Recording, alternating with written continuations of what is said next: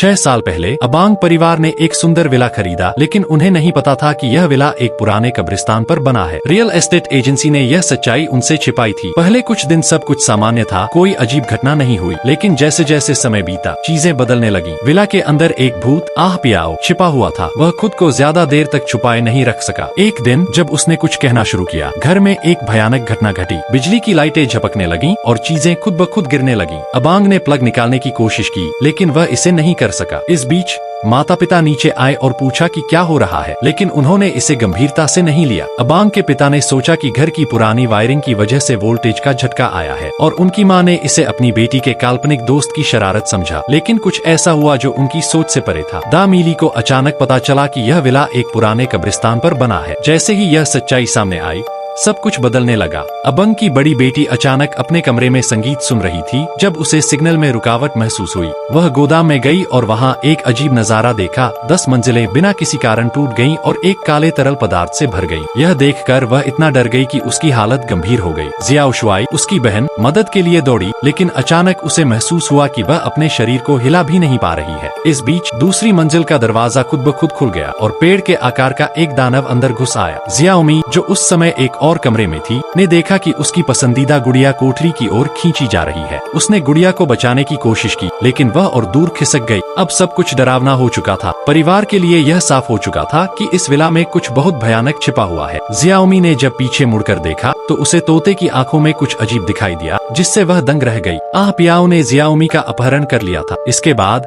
अबांग और दा मिली घर लौटे। उन्होंने देखा कि जियाओशुआई पेड़ के दानव द्वारा हवा में लटका हुआ था, लेकिन पेड़ दानव ने उसे नुकसान नहीं पहुंचाया। अबांग और दा मिली ने जियाओमी की तलाश शुरू की। इसी बीच जियाओशुआई को टीवी से एक परिचित आवाज सुनाई दी। उसने सभी को बुलाया और दा मिली ने देखा कि टीवी पर जियाओमी की आंखें नहीं दिखाई दे रही थी। यह देखकर दा मिली चिंतित हो गई और पुलिस को बुलाने की सोची, लेकिन अबांग जानता था कि यह अलौकिक घटना थी और पुलिस उनकी मदद नहीं कर पाएगी। अगले दिन सिस्टर शियू ने घटनास्थल पर आकर दा मिली की मदद की।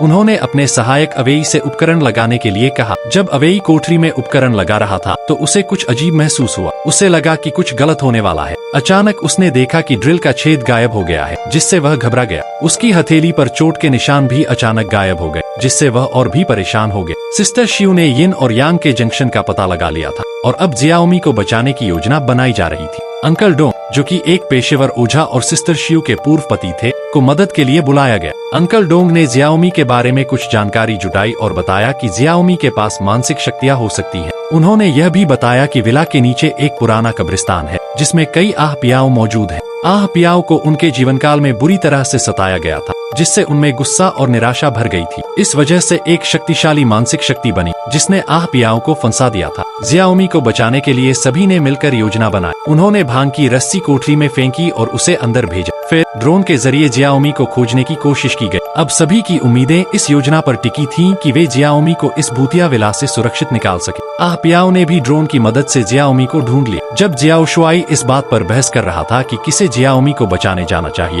तभी वह चुपके से ऊपर चला गया। जब बाकी लोग ऊपर पहुंचे, तब तक जियाओशुआई पहले ही कोठरी से निकल चुका था। अंकल डोंग ने डेमी को जल्दी से नीचे जाकर रस्सी लाने और उनके इशारे का इंतजार करने के लिए कहा। जियाओशुआई ने जियाओमी को पहली मंजिल पर ढूंढ लिया, लेकिन जब वे वहां से निकलने लगे, तब एक दुर्घटना हो गई। हालांकि जियाओशुआई और जियाओमी किसी तरह समय रहते वहां से बच निकले। सभी ने सोचा कि अब मामला खत्म हो गया है, लेकिन जियाओमी ने बताया कि आह पियाओ और बाकी आत्माएं अभी भी प्रेम जेल में फंसी हुई थी। जैसे ही उसने यह कहा, उनकी कार अचानक एक अज्ञात शक्ति से पलट गई। जब आह पियाओ ने अबांग और दा मिली पर हमला किया, वे जियाओमी को बचाने के लिए ऊपर दौड़े। उन्होंने देखा कि अनगिनत आह पियाओ बिस्तर से रेंगते हुए अपने रेशमी धागों को फाड़ रहे थे और जियाओमी को पकड़ने की कोशिश कर रहे थे। जियाओमी ने चिल्लाकर आह पियाओ से कहा कि उसके परिवार को छोड़ दे। आह पियाओ ने जियाओमी को जाने दिया, लेकिन अंकल डोंग को पता था कि आह पियाओ को मुक्त करने के लिए किसी को जियाओमी की जगह लेनी होगी और प्रेम जेल से बाहर निकालने में उनकी मदद करनी होगी। अंत में अंकल डोंग ने जियाओमी की जगह ली और आह पियाओ को प्रेम जेल से बाहर निकाला। फिल्म का अंत एक ईस्टर एग के साथ हुआ, जिसमें अंकल डोंग पहले कार्यकाल से वापस लौटते हैं और सिस्टर शियू के साथ मिलकर एक भूत भगाने वाली टीम बनाते हैं। इससे यह संकेत मिलता है कि इस कहानी का एक अगला हिस्सा भी होगा। फिल्म यहीं समाप्त होती है और मैं यही कह सकता हूँ कि अगली बार फिर मिलेंगे।